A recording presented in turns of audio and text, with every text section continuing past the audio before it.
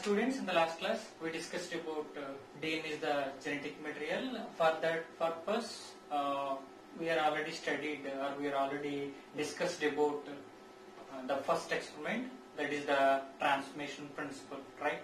And coming to this class, this is the second evidence. It provides DNA is a genetic material.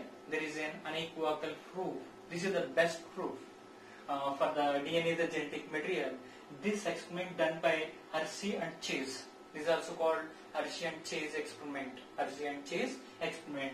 According to this experiment, there is an T2 even bacteriophage. T2 even bacteriophage is used. Means scientists are already used. Okay, this is bacteriophage. What is bacteriophage? See, some of the viruses which have the capacity to attack on bacteria. Some viruses which have the capacity to attack on bacteria. These are called as bacteriophages. This is one of the T2 even bacteriophage. So here, the T2 even bacteriophage, any virus majorly made up of with two components are present, especially one is the nucleic acids, other one is the proteins. Okay, first suppose one virus is there. Virus contains the genetic material. Genetic material always covered by the capsid. Capsid is made up of with proteins. Capsid is made up of with the proteins. First suppose one of the T2 even bacteriophage means this is one of the head part is there. This is the head part, and there is an tail part is there. Yeah, these are the tail fibers are there, right? There is a tail fibers are there. So here there is an genetic material is there. So what I am telling here, this is one of the T2 even bacteriophage. Especially within this bacteriophage, only two contents are present. One is that genetic material content. This is the DNA content, and next one is the protein content. So only here two components are present. So here the T2 even bacteriophage majorly having proteins are there, nucleic acids are there. So these two are target. So we don't know.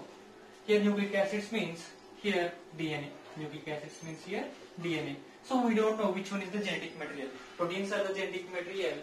DNA is the genetic material. That time scientists they don't know. Then they did the experiment. Right? So for the here for the confirmation process, they did some modifications. So here sulfur is there. Especially sulfur that is only present in proteins. Sulfur containing amino acids. So sulfur is only present in proteins. So sulfur is absent in nucleic acids. If we discussed, we already discussed about the nucleic acids. Within nucleic acids, there is a nitrogen is there, right? Means within the nitrogen bases, carbon is there, oxygen atoms are there, right? Within purine and pyrimidine rings, right? And there is an methyl group is there, right? Especially in the thymine structure, and ribose sugar is there, and next one is the phosphate is there. So what I am telling here, within nucleic acids, sulfur absent. And coming to the proteins. Okay. See here. Proteins contain sulfur only. Phosphorus. Okay. In proteins, phosphorus is absent. So in protein, phosphorus absent. In nucleic acids, phosphorus present. So what I am telling here, within nucleic acids, the phosphate is the main element for the phosphodized bond formation. Within nucleic acids means DNA here, right? So within proteins, sulfur is there. Sulfur containing amino acids are there. But here sulfur is only present in proteins, right? Sulfur is absent in nucleic acids. And phosphorus absent in proteins, only present in nucleic acids. See here why we are discussing about the sulfur and phosphorus. See, especially scientists, they used radio-labeled substances. So especially culture media with S35, sulfur 35. This is one of the radio-labeled substance. Sulfur 35 or S35 is the radio-labeled substance. So S35 present in proteins. S35 only present in proteins. And so this is one of the T2 even bacteriophage. So always S35 present in proteins. That is nothing but capsid. The capsid is especially made up of with S35 radiolabeled proteins. So within nucleic acids, the S35 is absent because sulfur is absent. Sulfur is absent. So again the second type, culture media with P32. Culture media with the P32 means phosphorus 32. Phosphorus 32. So in this case, say the genetic material contains phosphorus. The genetic material means here DNA contains phosphorus. DNA contains here phosphorus. So P32 is radiolabeled. P32 is radiolabeled. Phosphorus is radiolabeled here. Sulfur is radiolabeled here. Sulfur present within proteins, that is nothing but capsid, the red color part. Here the red color part is radiolabeled, right, with P32. So here nucleic acids or DNA is the radiolabeled substances. Here proteins are radiolabeled substances. So why we use the radiolabeled substances? Why we use the radiolabeled substances here? So this is the first generation. In the next generation, radiolabeled substances are present. So that particular molecules are transferred from one generation to the another generation. So if that radiolabeled substances are passed from the one generation to the another generation, so that one is considered the genetic material. For suppose if the molecules, if the radiolabeled substances are not passed from one generation to the another generation, so that molecules are not considered as radiolabeled substances. So which molecules are passed from one generation to the another generation? These are called as radiolabeled. These are called as genetic material. Right? These are called as genetic material. If the molecules are not transferred, right? So that one is not considered as the genetic material. That one is not considered as the genetic material. So this is the just introduction regarding to the explain how the process is done. We'll discuss now. How the process is done. Okay, we'll discuss. Yeah, now. So this is about the experimental evidence regarding to the DNA, the genetic material. Before discuss about this topic, first of all, we have to discuss about how the bacteriophages are replicated inside the bacteria. This is the one of the bacteria structure. This is one of the bacteria structure. The surface of the bacteria having some of the receptors. Any bacteria surface having some of the receptors.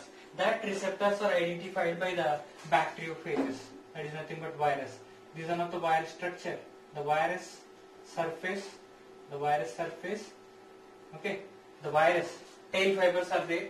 The tail fibers, okay, recognizes the bacteria surface contains receptors. Bacteria surface contains receptors are identified by the virus. These are, okay, this is one of the virus. It contains the genetic material. This is the capsid part.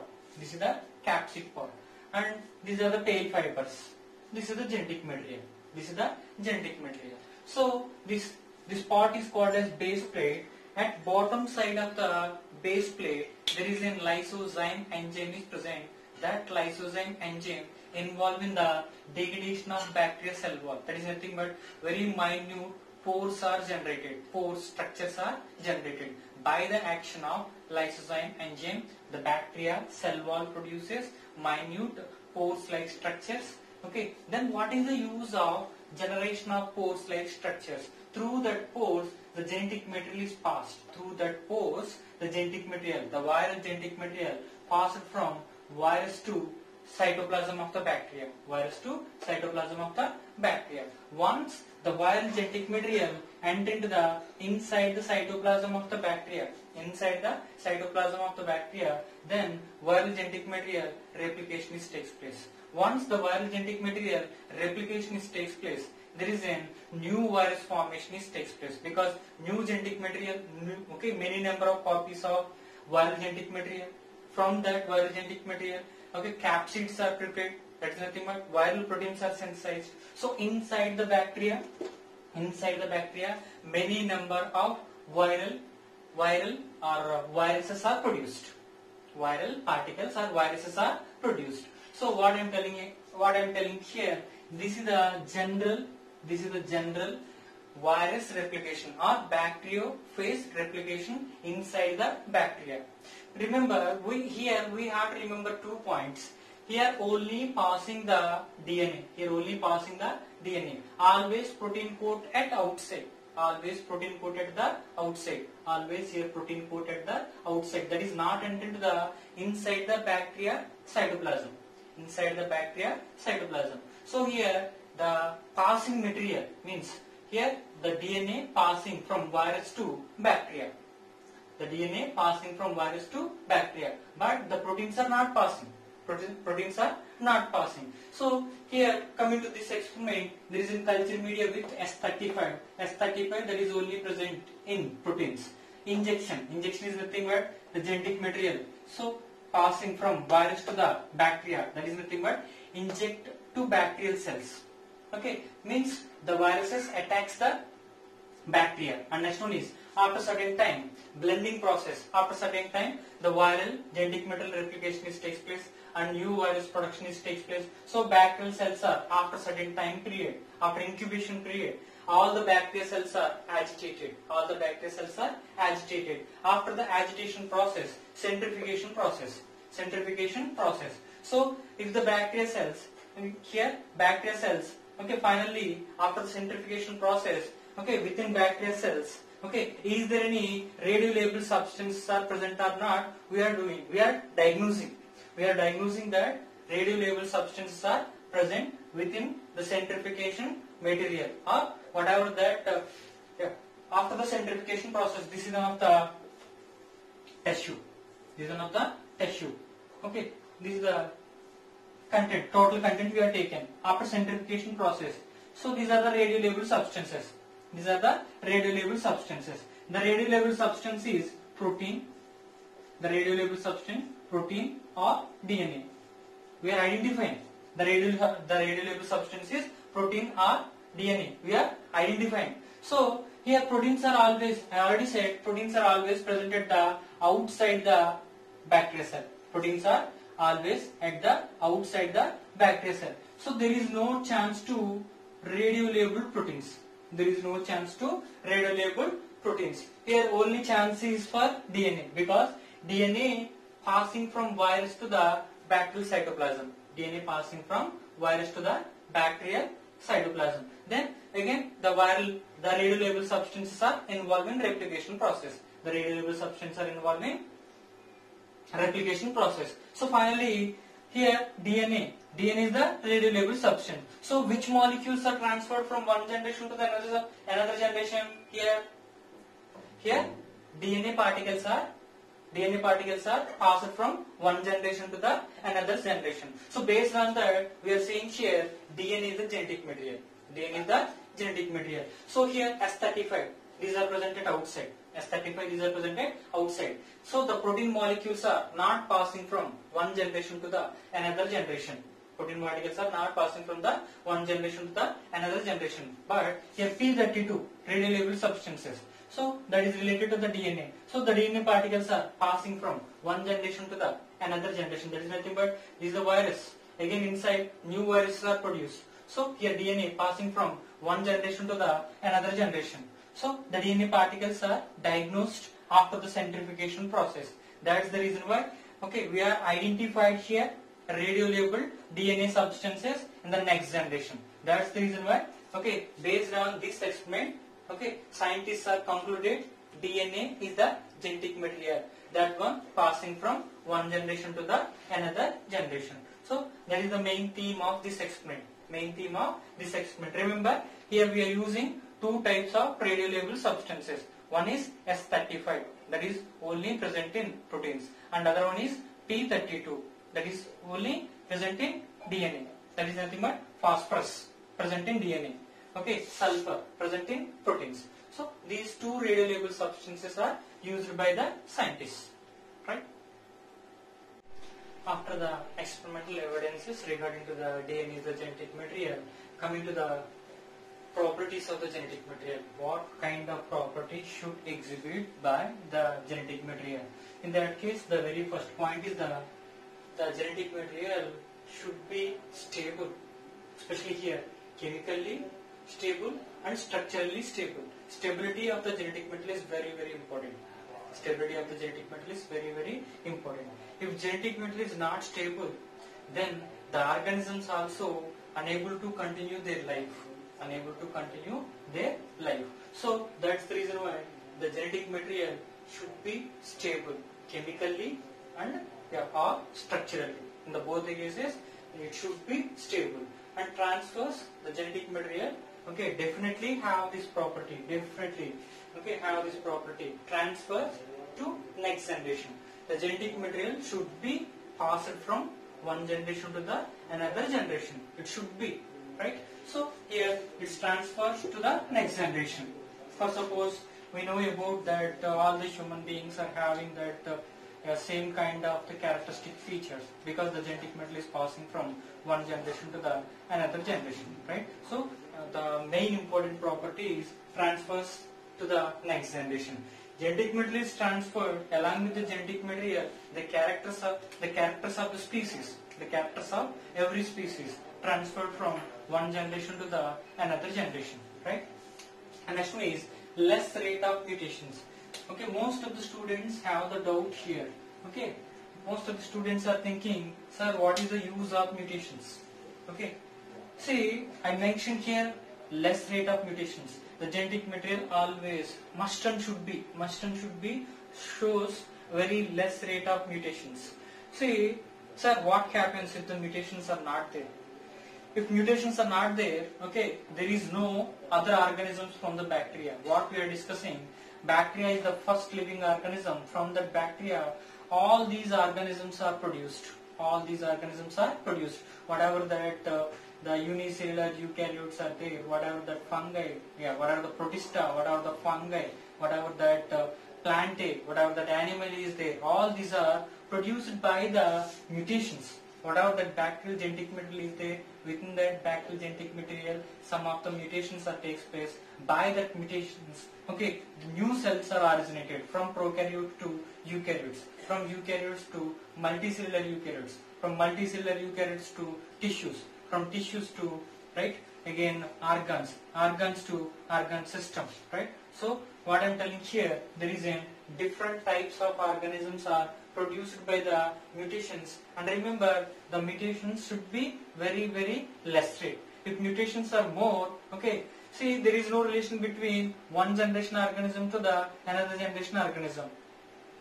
So here the mutations should be very less, and mutations are must and should be required. Mutations are must and should be required. And the genetic material have one of the important properties, autocatalytic function. Autocatalytic function. See, autocatalytic function is nothing but DNA synthesizing from DNA. DNA synthesizing from DNA. So that is called as autocatalysis. Sorry, not catalysis. Autocatalytic effect.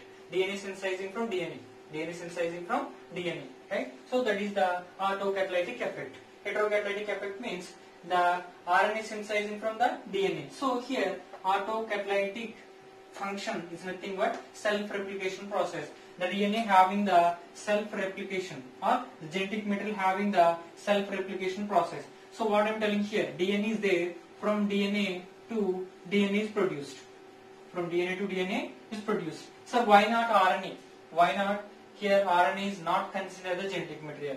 For suppose here RNA is there, RNA not produces the RNA. RNA not produces the RNA. RNA not produces the RNA. RNA also producing from the DNA. RNA also producing from the DNA. So this is another reason. So here autocatalytic function exhibited by the DNA here. Autocatalytic function that is exhibited by the DNA. Coming to the DNA more stable than RNA. DNA more stable than RNA. See here, majorly here 3 points are there. Very first point is DNA is the double helical structure. DNA is the double helical structure. This is the first point. DNA is the double helical structure. And we know within RNA, this is the ribose sugar. This is the ribose sugar, right? So this is the first position. Here nitrogen base is binded. And this is the second position. Within ribose sugar, here OH is there. Here H is there. This is the third position. This one involved in the phosphodiester bond formation. Right? This is the fourth one. This is the CH2O, and this one is also involved in the phosphodiester bond formation. So this is the ribose sugar. This is ribose sugar. and this is the deoxyribose sugar. In this case,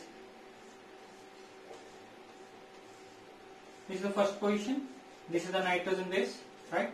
And this is the H, this is the second position, H, and this is the third position, O, and this one involved in the phosphodiester bond formation, and this one is the H, this one is H, and this one is CH2O, this one also involved in phosphodiester bond. Remember, in this structure, here OH group is free, the oxygen atom is free here. So this is more reactive. The ribose sugars are more reactive. Ribose sugar is present in RNA. Ribose sugar is present in RNA. So within DNA, here oxygen atom is absent. Here oxygen atom is absent. So within DNA, deoxyribose sugar is present. Within DNA, deoxyribose sugar is present. So what I am telling here, presence of deoxyribose sugar, okay, structurally more stable. Structurally more stable. So the second point is here, deoxyribose sugar more stable than RNA. Double helical structure more stable than single stranded structure or single helical structure, and deoxyribose sugars are more stable than ribose sugars. So this one seen in DNA, this one is also seen in DNA, this one is also seen in DNA. And third point, thymine.